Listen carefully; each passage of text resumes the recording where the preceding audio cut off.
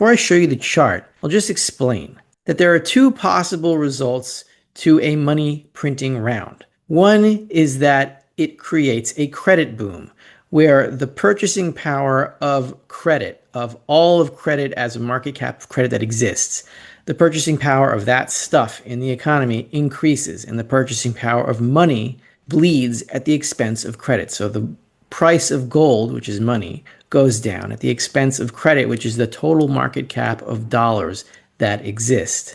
This we call a credit boom. It makes people feel that they are richer than they are. They can afford more assets and they can afford more stuff because they can finance it at lower interest rates.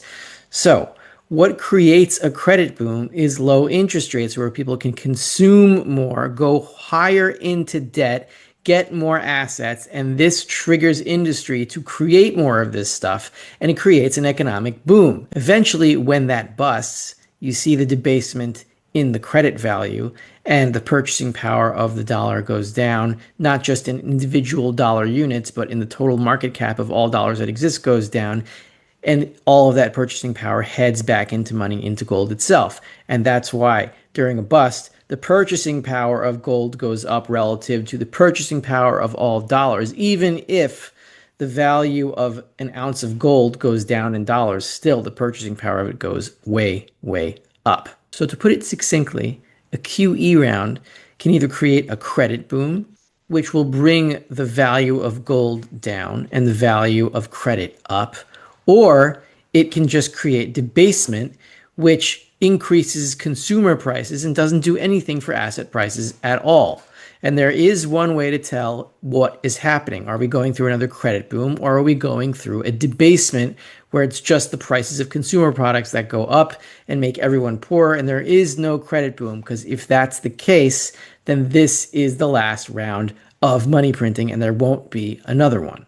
How we can tell is if long-term interest rates are heading down as the Fed cuts the federal funds rate, then that would create a credit boom because most of industry is dependent on the 10-year rate, 20-year rate, 30-year rate, long-term rates generally.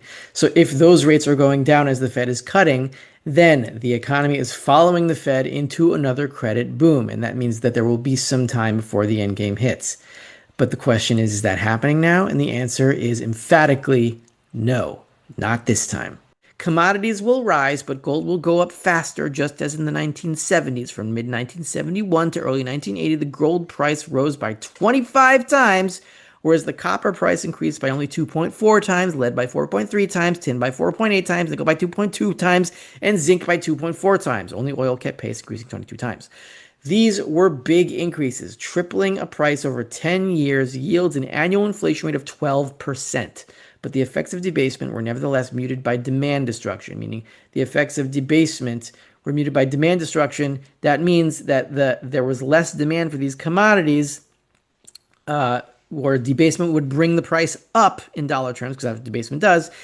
Demand destruction brings the price down otherwise, because it goes in the opposite direction. Less demand, lower the price, which is why those consumable commodities, industrial commodities, didn't go up as fast as gold did in the 1970s. Now, he gives an example of this, a concrete example of what debasement does versus a credit boom. To illustrate, beef is a commodity, and viewed in the abstract, a ranch may appear to be safe haven from the ravages of inflation. They can't print more cattle. Initially, customers like Kindling, that is a restaurant, will suffer some margin compression to keep their customers and perhaps hope for a price relief, not knowing if the higher prices of beef reflect a temporary supply shock or debasement, allowing the rancher to increase his prices to cover the rising costs of his own inputs.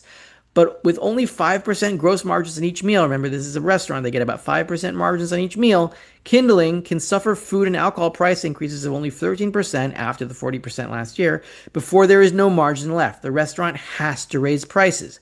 That's fine if the Fed's printing has engendered a new bubble, a new credit bubble, and Kindling's customers can pay the higher prices. But if general price increases are the effects of debasement, the price is simply masking the country getting poorer, then Kindling can't survive. The higher prices end up lowering sales volume to an extent that the fixed capital expense allocated across a declining number of meals makes the restaurant lose money on each meal.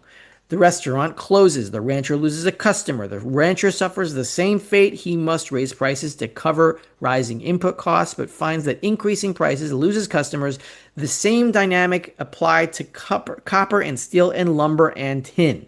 This is why industrial commodities did not keep up with gold in the 1970s. Preserving gold mining margins, we think similar dynamics are at play again with two major outliers, oil and silver. So basically, Daniel Oliver is saying that we are in a debasement cycle now, which means that business is going to go down. The prices of industrial commodities are going to rise, but not as fast as gold. The price of gold is going to go higher and higher relative to other commodities. And as the Fed prints more and more money, they are going to debase further and further, and it's going to destroy the entire currency. How does that work?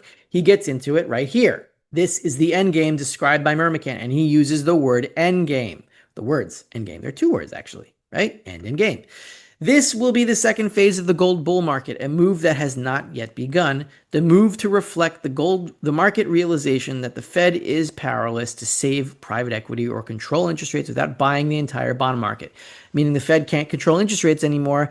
As we see, the 10-year yield is going up as they are cutting rates right now. They are starting to lose control already. The third phase will be when higher rates create a government bond death spiral. The higher the interest rates rise, the larger the interest payments go, the worse the deficits, the greater the supply of treasuries, and the higher rates will rise. This is the rapidly intensifying government crisis. Either the government defaults or it orders the central bank to buy any and all treasuries, destroying the currency. This has always been the endgame. And then he quotes Mises, who you can see in my background. There is no means, this is from the book Human Action, I believe. There is no means of avoiding the final collapse of a boom brought about by credit expansion. The alternative is only whether the crisis should come sooner as the result of a voluntary abandonment of further credit expansion or later as a final and total catastrophe of the currency system involved. So, how do we know, the royal we, or you could say Daniel Oliver and I, how do we know that this is going to be the final round of money printing when they start QE again? Because they've lost control over long-term interest rates already. And as they cut more and more, they will be forced to buy more and more bonds, and that money will stay within the US. Countries will be forced to use gold rather than the dollar as a settlement medium, and the dollar will die on the next printing round. The only question is, when does that start? As you can see, from this high to the low, gold has moved up to about 50%, close to 60, and then settled back down. It's now at a 38% level. So that is a level that could be held easily. And I believe inevitably gold will return to rally mode and challenge at least 5,400, the opening price that occurred before the big sell-off. I look at the range in terms of where the market's been in terms of absolute highs.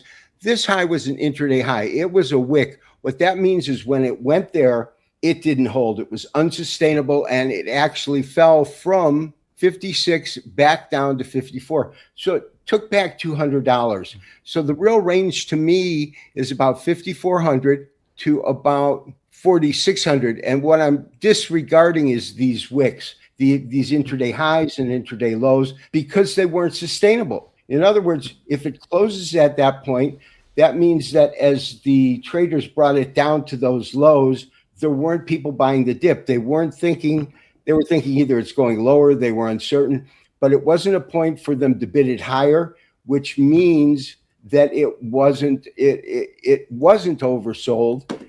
Overbought is simply as it goes up, there's a point at which it's too high, traders are going to enter and pull profits or initiate shorts. So we're really not at mid-range. 50% would be right around 5,000, and right now we're trading just under that, 49.97. So according to the basic ABC tenet, it should go a little lower. I'm thinking if it does a flat, so call it 4,700, at that point it's completed that sell-off cycle, and it goes into the next, what's called an impulse or motive phase, which means you're looking for it to go into rally mode with 5 waves, 1 being up, 2 and 4 being counter waves moving down, but 1, 3, and 5 taking us to higher pricing. And if that's the case, by virtue of that theory, it will go above 54.50. So I'm exceedingly bullish once we have some sort of confirmation that this correction, because I do not believe we have pivoted from bull to bear market sentiment. Absolutely not. The key indicator to market technicians is this green line here. These are two moving averages, very short. What I could go short term, I used to use when I was younger, 13 minute, 7 minute. This is a 20-day